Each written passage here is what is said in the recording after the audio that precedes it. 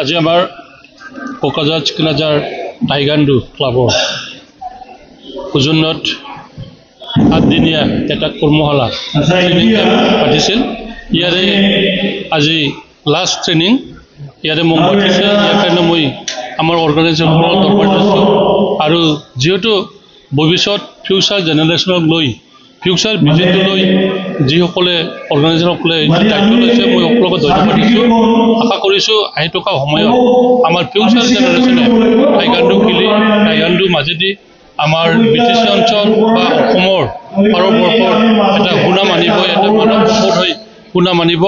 আজি যেনেকৈ উমা চেত্ৰী ডাঙৰীয়ানী আমাৰ ৱৰ্ল্ড কাপ ক্ৰিকেটত যেনেকৈ চেম্পিয়নশ্বিপ হ'ল, ঠিক সেই ধৰণৰ আমাৰ আজিৰ ট্ৰেইনাৰসকলে যেন ভৱিষ্যত এজন ভাল খেলুৱৈ, এজন খেলুৱৈ হিচাপে মানৱ সম্পদ হয়, লেজেণ্ড হয়, এইটোৱেই মই কামনা কৰিছোঁ।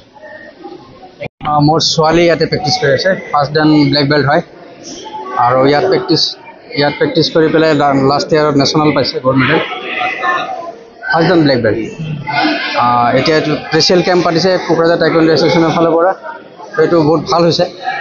এনেকুৱা ৰেগুলাৰ কেম্প থাকিলে আমাৰ ল'ৰা ছোৱালীবোৰ অলপ ডেভেলপ হ'ব আৰু আগন্তুক দিনত এছিয়া বা অলিম্পিক গেমত খেলিব পাৰিব বুলি আমাৰ ধাৰণা এটা হৈছে।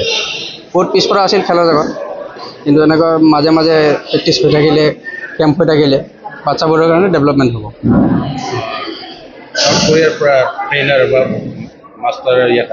হয়, এতিয়া দুটা ইভেণ্টত হৈছে। ইয়াতে কিৰোগী আৰু ফুমছে দুটা প্ৰেক্টিছ কৰাইছে।